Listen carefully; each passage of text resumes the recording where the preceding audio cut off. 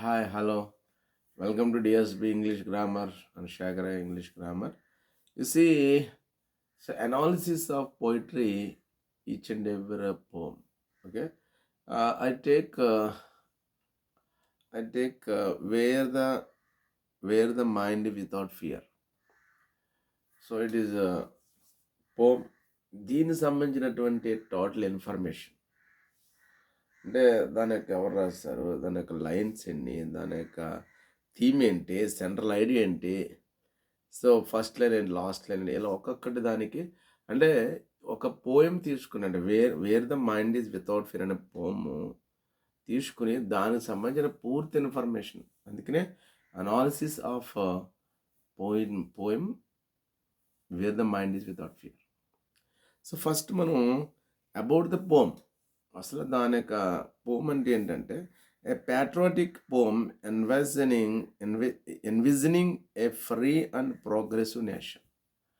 అంటే దీని యొక్క ముఖ్యమైన దేని గురించి చెప్పిందంటే దేశభక్తి గురించి, ఆ ప్రోగ్రెసివ్ అంటే అభివృద్ధికరమైనటువంటి దేశంగా నా నేషన్ స్టార్ట్ అవ్వాలని ఏ విధంగా అయితే ఆ వ్యక్తి చెప్పాడు దాని గురించి చెప్తాను. హీర్ ఏంటంటే ఎప్పుడు దీన్ని రాశారంటే 1910 ఇంగ్లీష్ అనమాట. ఇంగ్లీష్లో అయితే అంటే 1910 ఏమో బెంగాల్లో రాశాడు, 1912 ఇంగ్లీష్లో రాయబడుతుంది. అంటే సోర్సెస్ అంటే దీని యొక్క లభ్యం దేని నుంచి వచ్చిందంటే ఇది గీతాంజలి అనేటువంటి నవల్ అది.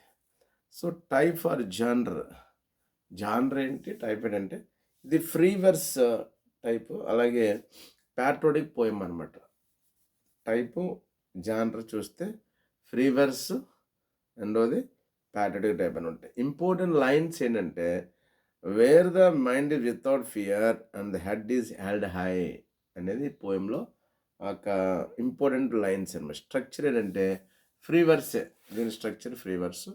నంబర్ ఆఫ్ లైన్స్ అంటే సింగిల్ స్టాంజా, అంటే ఈ స్ట్రక్చర్లో ఏంటంటే free verse single stanza. So number of lines ఎన్ని ఉన్నాయంటే 11 ఉన్నాయి, 11 ఉన్నాయి. సో స్టాంజా ఫామ్ అంటే సింగిల్ స్టాంజా, ఒక్కడే సింగిలే, దానికి 2 స్టాంజాలు. సో ఫస్ట్ లైన్ ఏంటంటే where the mind without fear and head is held high. And last line of the poem ఏంటంటే into that heaven of freedom my father let my country awake అనేది లాస్ట్ word. So ఇక్కడ మనకి central idea ఏంటంటే vision of a nation liberated from fear, ignorance and prejudice. Central idea ఏంటంటే ఈ పోము vision of a nation liberated అంటే మరి ఆనాటి కాలంలో దేశం స్వతంత్రత లేదు, లిబర్టీ లేదు, బాధ్యతలు ఉంది, దాన్ని విడుదల పొందించడానికి. సో అతను ఒక ఇగ్నోరెన్స్ అండ్ ప్రిజుడైజ్ దాన్ని అతను కోరుకున్నాడు అనమాట, దేశం ఎలా ఉండాలనుకున్నాడు. సో థీమ్ ఏంటంటే ఫ్రీడమ్, ప్రోగ్రెస్, రేషనాలిటీ, ఎన్లైట్మెంట్ అనమాట. ఇవి మనకి థీమ్గా ఉన్నాయి. టోన్ అండ్ మూడ్ ఏంటంటే ఇన్స్పిరేషనల్ టోను, మూడేమో హోప్ఫుల్ అనమాట. సో ఇంపార్టెంట్ ఫ్రేజెస్ ఏంటంటే mind without fear, knowledge is fear, ever whitening thought, ఇవన్నీ కూడా ఇంపార్టెంట్ ఫ్రేజెస్. స్పీకర్ ఏంటంటే hopeful and visionary voice. Speaker ఏంటంటే హోప్ఫుల్ అండ్ విజనరీ వాయిస్ అండి. Next imagery and symbolism. Imagery or symbolism అంటే a hopeful and visionary voice, అనమాట.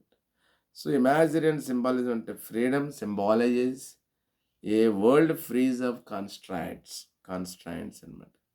So main figure of speech ఏంటంటే metaphor personification ఇది అనమాట. తర్వాత rhyme scheme ఏంటంటే నాన్ ఫ్రీ వెర్స్ అనమాట. దీనికి వేరే నాన్ ఫ్రీ, దీనికి వెర్సెస్ అనమాట. సింగిల్ స్టాంజ్ కాబట్టి that is only some analysis of this poet, that is where the mind is without fear. So you can understood, I hope. If you have any possible questions, you have any doubts, put in message and subscribe this channel and viral bell icon put, and also encourage this channel.